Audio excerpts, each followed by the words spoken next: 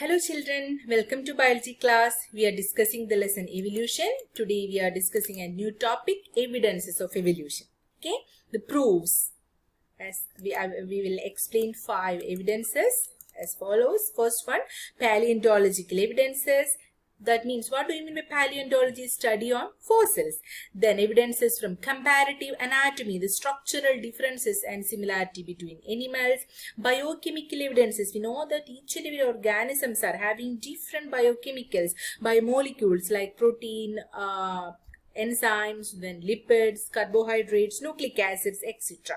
Then molecular evidences, we will explain the differences and similarity in the molecular level and the genetic level, DNA. What is the difference between nucleated sequences of one organism? We will compare it with the molecular nucleated sequence with another organism.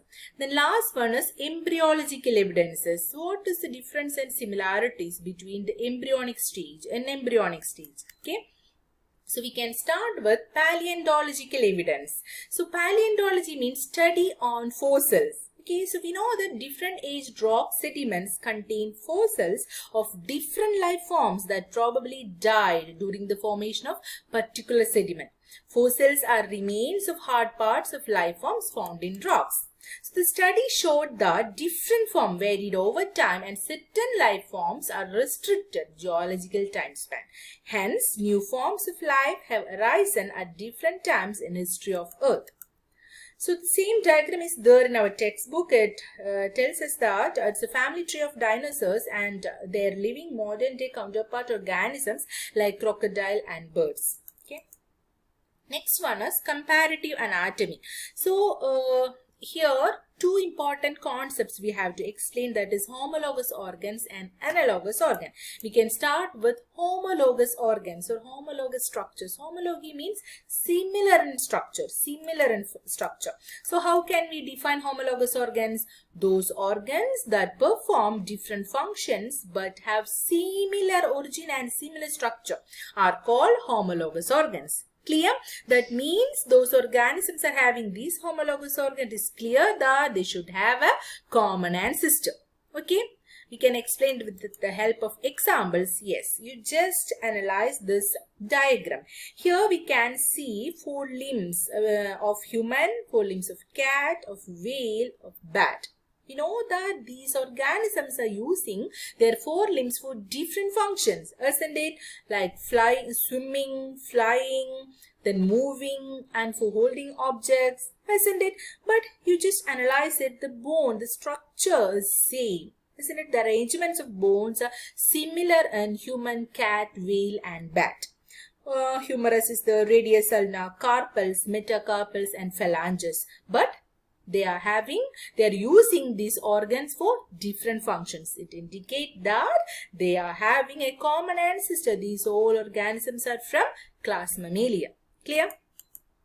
In this animal, similar structure developed along different directions due to adaptations of different needs. Isn't it? This is called divergent evolution. So from a common ancestor, because of different needs, adaptation had happened and results in the formation of organisms. Okay. We can see homology in plants too. So we can explain the example of bougainvillea and cucurbita. Thorns of bougainvillea and tendrils of cucurbita are homologous organ. We know that they look different, perform different functions, isn't it? One is thorn, the other one is tendril. But children, you listen, both arise in axillary position and they are modified branches of stem. Clear? Another example, dog species descend from wolf. Zebras, donkey and horses are related animals. So from a common ancestor, they adapt to different traits, different characters formed. Another important example is Darwin finches. I know you are familiar with this example, isn't it? So the common ancestor was present in South America, but in Galapagos Island, Darwin can found different species.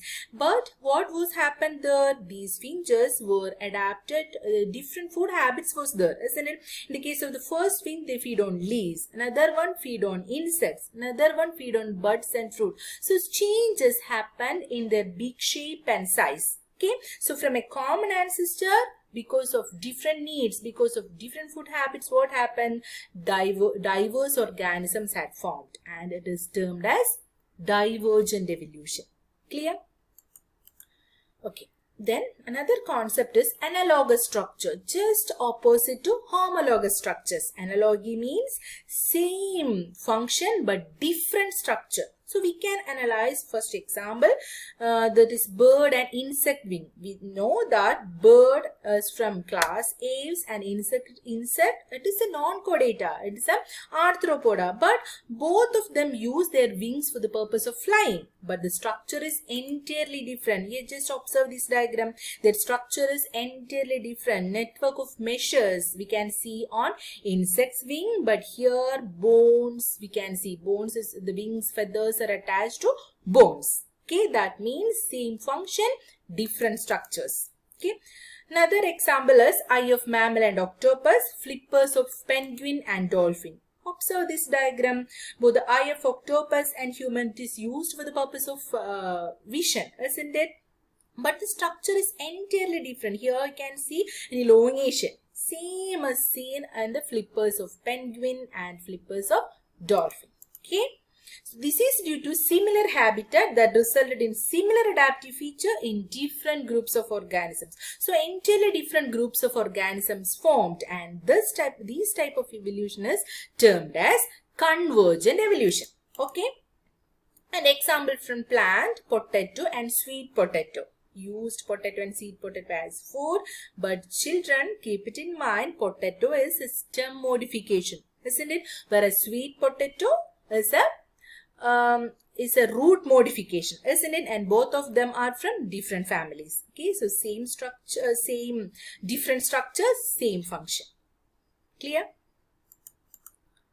Then we can discuss the table, homologous structures, analogous structure, similar in anatomy, whereas analogous structure, dissimilar in anatomy, doing dissimilar function, similar function. Here, it is related, developed in related animals and inherited from common ancestor, whereas analogous structures develop in unrelated animals, non-inherited from common ancestor. Here, similar development pattern, similar structure and origin. Here, developmental pattern is not similar, dissimilar in structure and origin.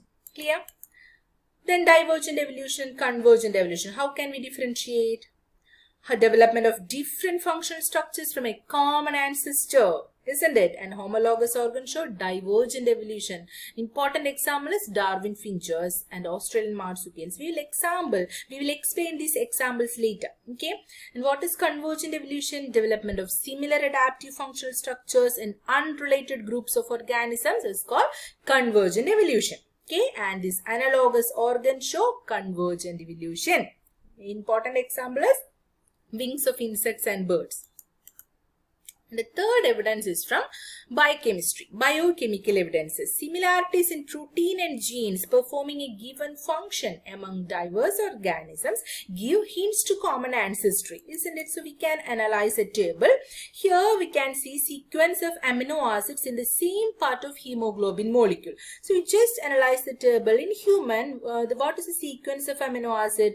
Lysine, glutamic acid, histidine and isoleucine. The same we can see in gorilla and chimpanzee. What it indicates, children?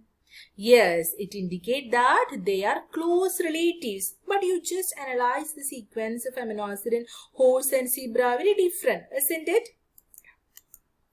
The same we can see in the form of a phylogenetic tree. This is a phylogenetic tree.